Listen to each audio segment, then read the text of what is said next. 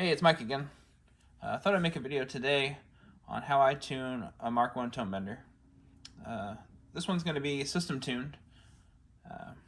I'll go through some of what I do to tune it, what it takes as far as tools and prep and all that stuff, and then just briefly a little bit of history. First, the system got its name from a particular vintage unit.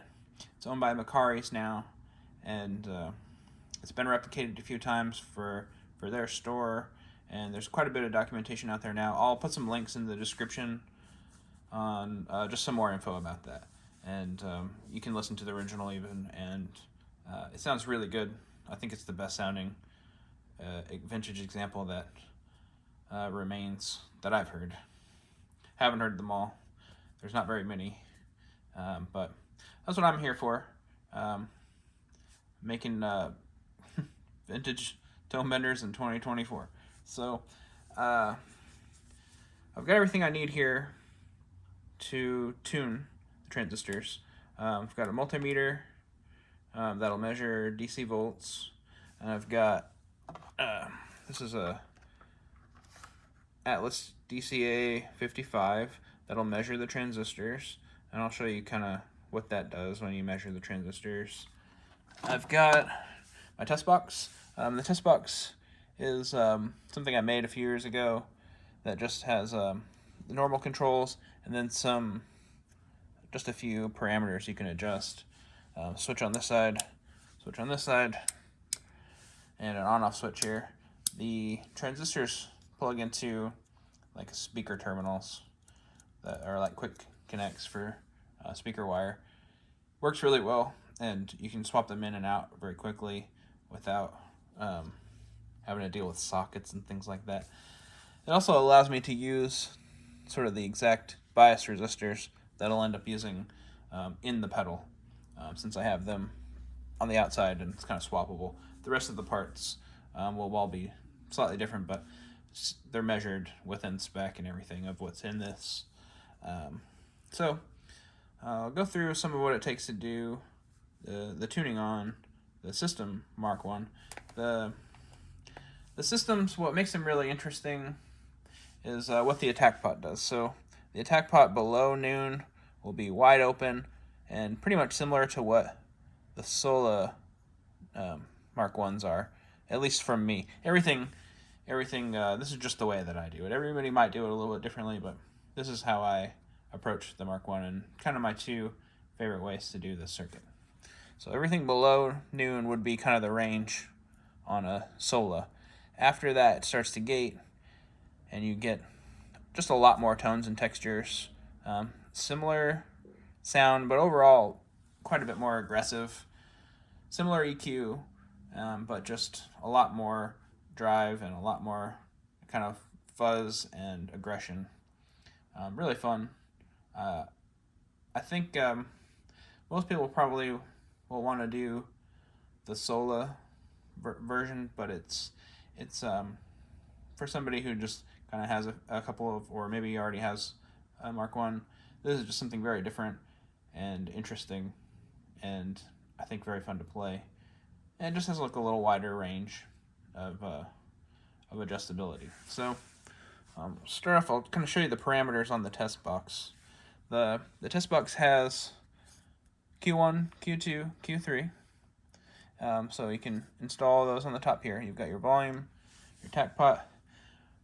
This is Q2 bias adjustment. So you'll adjust the bias and how far it goes down as you turn the attack up with this resistor. This resistor on the side here will help kind of fine tune where the attack pot gates. So if it gates a little bit too much or not quite enough at halfway, you can adjust that with adding a resistor here. It's just piggybacking off of the attack pot from the center lug, the wiper, to ground. Lug 1 is grounded, so it just fits right onto the attack pot. The rest of the circuit is normal. It does have a switch on this side to do the output cap. So on a system, it's smaller value. It's a 0.047 microfarad. On a SOLA, it would be 0.1 microfarad. So half the value. It's not a huge difference, but it's noticeable a lot in the feel, especially if you're playing like low strings, kind of chuggy style. It will be more noticeable then. But when we play it at the end, I will switch through the output cap, and you can hear the difference. But I think when I build it, I'll just use the system value, which is a little bit smaller. Matches up really well with this circuit though, so I think it's the ideal way to build this one. I've also got a switch on this side, and what this does is it adds a resistor to Q1, and we'll talk about that when I talk about biasing that. So when you're biasing Q1, the few things you have to do to get the voltage adjustment right. Same on Q2. Q3 is a little bit easier, but these two are really kind of the big sort of difficulty in building a lot of these, is finding transistors that work well here.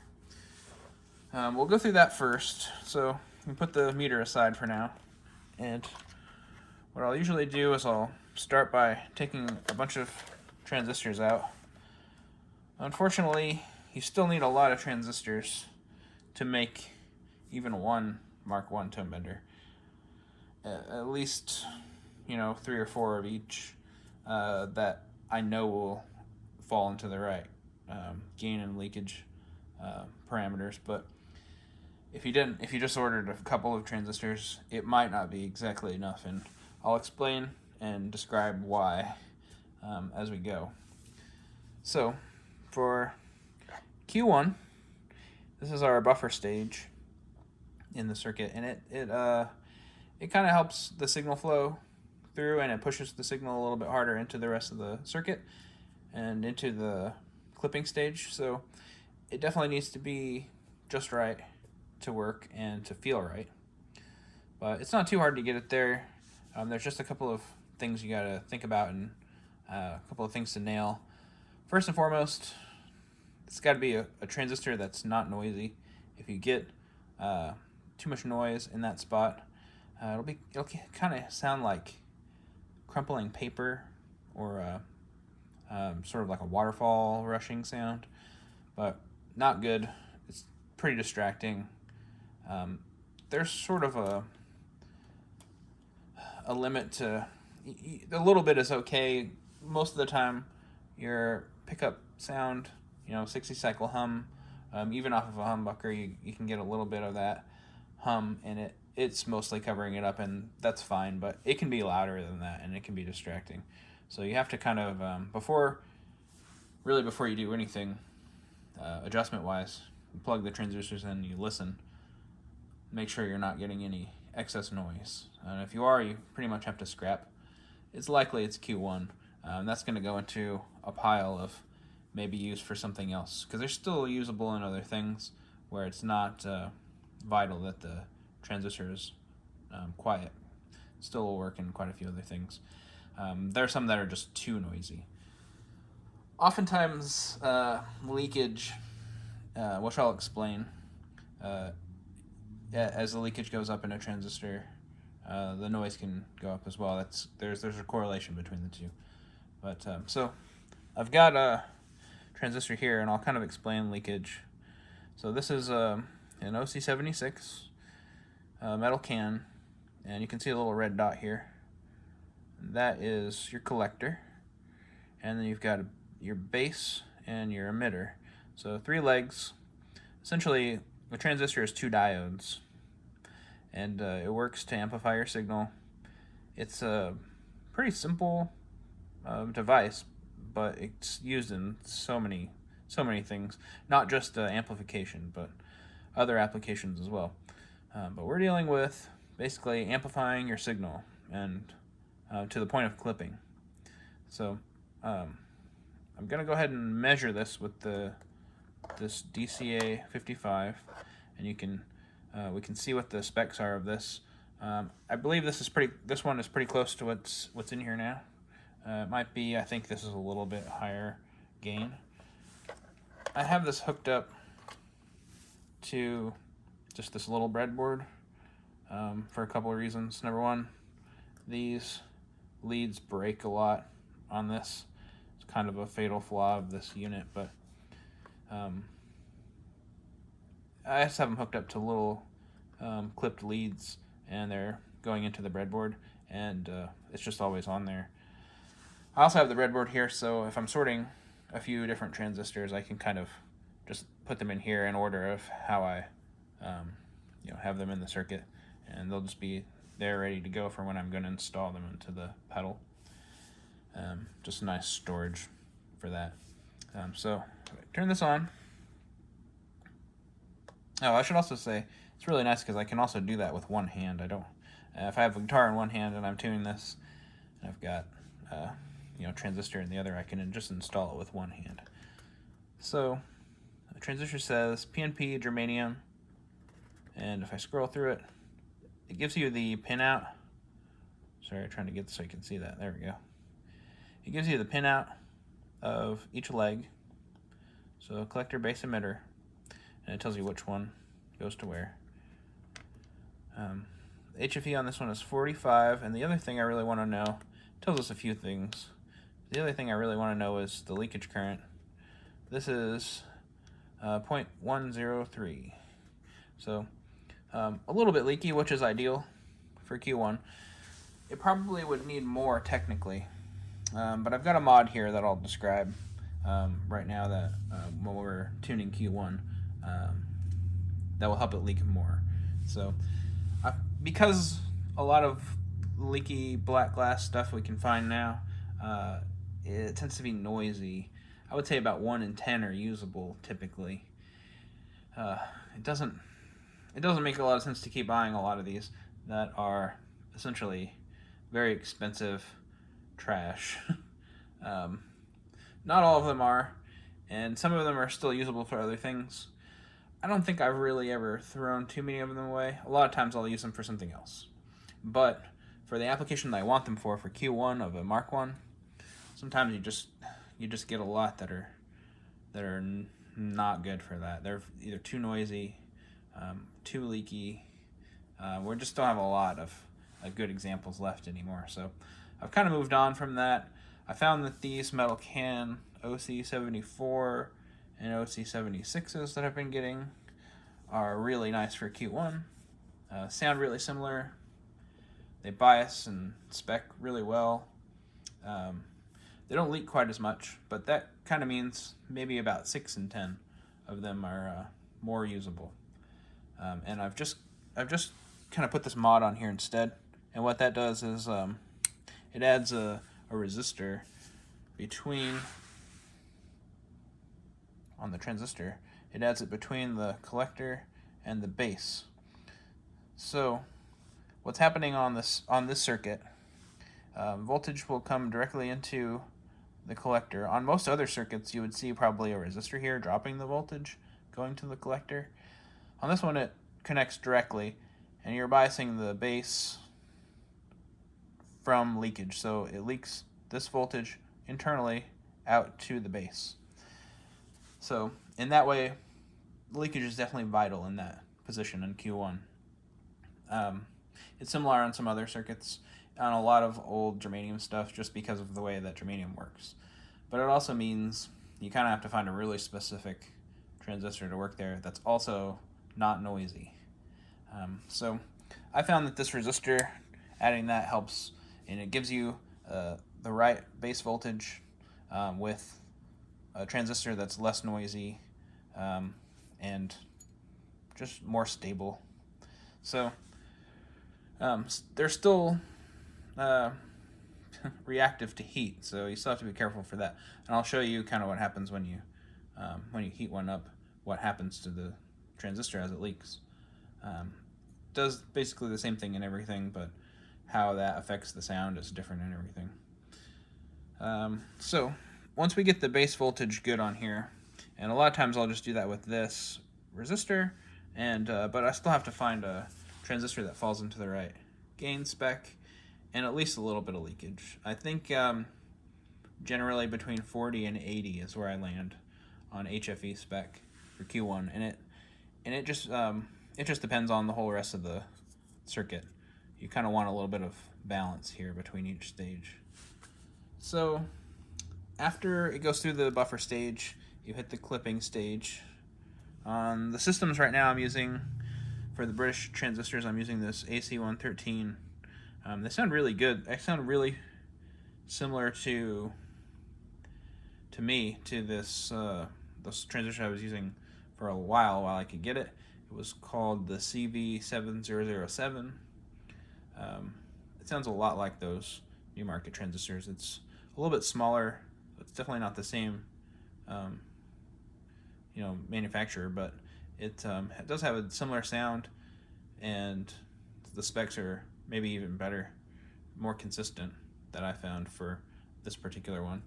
But I'm using those specifically for a system because Q2 on this needs to be quite a bit higher gain, which is partially what gives it that extra aggression and extra gain and extra gating. The other part is a really specific bias resistor. So on the original vintage unit, used a 470K and a 330K parallel, and that drops the resistance to about 190K. And somewhere around there is ideal for this, with somewhere around 130 HFE, give or take. You can go down to 120 or up to 140 and just kind of adjust the bias resistor here to get the attack pot just right. You can also adjust the attack pot with this resistor. This kind of is adjusting the end of the attack throw, and it's a little bit of a balance between these two. I'll kind of start here and see what sounds best and gives it the best range, and then just do a little fine-tune adjusting with this one. The output, like I said, I'll usually just do the stock value. So as we go from the clipping stage to Q3, the last stage, to me that always feels like it gives it some push and punch and power, and the more gain you give it, the more of that it has. It's kind of like amplifying everything that came before it. So you can get a little more headroom or a little less, and you can also adjust just overall the noise level and gating there as well. If you use something very leaky, it will bias like wide open almost, and it tends to be kind of noisy and maybe not as fun to play. But that's just me. I like it with a little lower leakage and a little higher gain. But I tend to kind of balance these. So if I'm using a little bit less here and a little bit more here, I might just try a few different ones. So I've got a few here that I pulled out. These are all like military spec, not a lot of leakage, and really consistent. They're like a CV, so this is CV7354, and that's what I used in here. I believe this is just over 100 HFE, and interesting. So on these other ones, you can see they were marking, so this little line right there, that's marking the collector, and the red dot here also marking the collector. Well, later on, and they still do, they mark the emitter with this little tab. So if you're looking at that and you go, hey, there's a little demarcation of something, an indication of something, and it's the emitter on this style, you can kind of tell when you're looking at the bottom of the transistor where it comes out, if you're familiar enough. But it pays to have one of these, because not everything is always the same. Most of the time it is, but this will tell you what each leg is. A lot of times I get these ones even, and the little red dot is in the wrong place. So it's good to have this anyway, just before you install it. Double check that that's going into the right spot. So let me show you now. get the meter here, and then we will measure voltage. So ideally on Q1, we're going to get around a volt on the base. I have the resistor installed there on the switch, so it's giving us a little more leakage on Q1. Now if I go, just do this so you can still see, to base, we're just over a volt. So that's pretty ideal. What happens if a transistor leaks from heat? I can show you. If I just touch the transistor, you can watch the voltage climb. So that's what's happening, is the heat from my hand is causing the germanium transistor to leak more between the collector and the base. So you're getting more base voltage. And that's basically what's happening in the circuit and how it's biasing correctly. And just adding that resistor again will kind of give you the right voltage. If I didn't have it, you can see it drops down quite a bit. I would say anywhere between 0.8 and 1.2 sounds really good. Less than that, and it's a little bit kind of choked and weak sounding, and especially feeling, under your fingers and under the pick. And more than that, it starts to get a little bit too compressed. So for the system, I don't usually need to measure voltage for this one, because I'll be listening for when it's gating, and that'll kind of tell me when it needs to when I need to change something. If it's gating around halfway, you're good, and you might just adjust it a little bit here and a little bit here by changing these values either a little bit higher or a little bit lower. But if you're in the ballpark, it should be close. If it's not even close and it's not gating at all, you probably need more gain here. If it's gating the entire way, you probably need less gain here. So it should be kind of starting off with stock-ish values, pretty close to the middle, and then we're just kind of doing some final adjustments with those resistors. With a Sola, it's quite a bit different. I will measure the collector voltage at the maximum attack, and it ends up being, for me, somewhere around 3 volts, and that's usually kind of somewhere around a little less than halfway on the system. So the range on a Sola that I build is like from all the way down to about 11 o'clock. So there's a lot more range on the system, which I think is just really what makes it interesting. I'll show you what happens in real time to the voltage. And this happens on all the Mark 1s and Zonks. Same control on how it works. So if we turn this all the way down, it's going to start close to 9 volts, which is your sort of, if we go up here, this is where our source voltage is. It's 9.4. If we go over here, we're looking at 9.1. It should be just a little bit lower because the collector of Q2 does have a dropping resistor. It's not very big, it's really small, but you could also adjust that.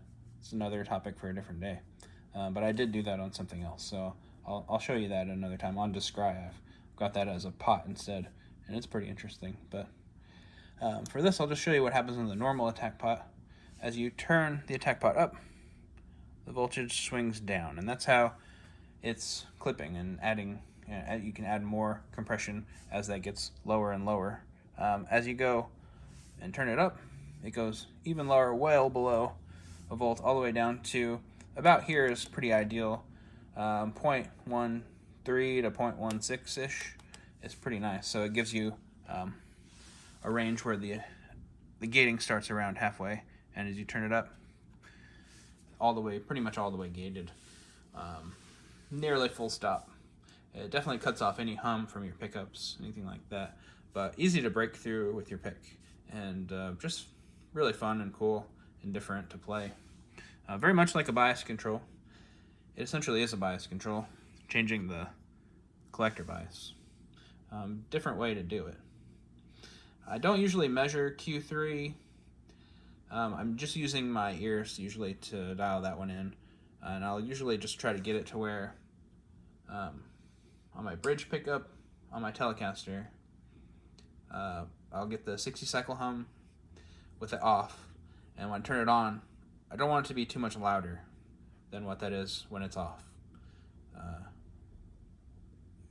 Just about the same is pretty ideal, and usually that's just a little bit of leakage, you know, not zero, but definitely just a little bit. I think between 0.03, 0.08, and then it kind of depends on the rest of the circuit what you might hear, because this all works as a system, and it's good to kind of balance between the stages. So on the system, since the Q2 is so high, I will usually use a little bit lower gain here, and maybe not quite as extreme as in Q3 as well. So these are a little bit lower and this is higher. On a Sola, it might be the other way around. This is higher, this is lower, and this is a little bit higher.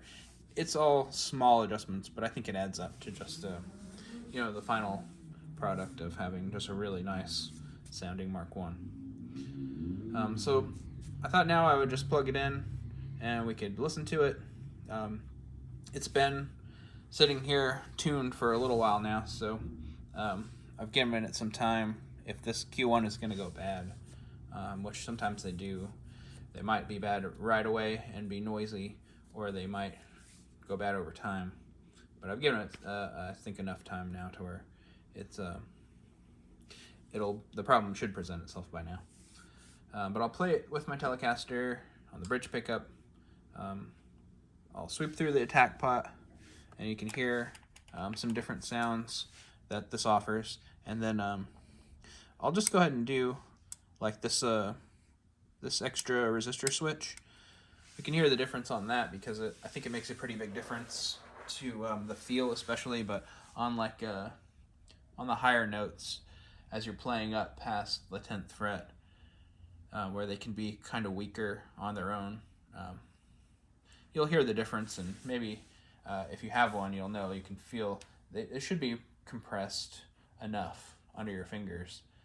If there's not enough voltage, it will just feel a little bit too choked off on those notes. I'll also play on the low strings, kind of some chuggier stuff, and I'll flip through the switch that changes the output cap so you can hear that. I think that's probably the most effective way to hear the difference there.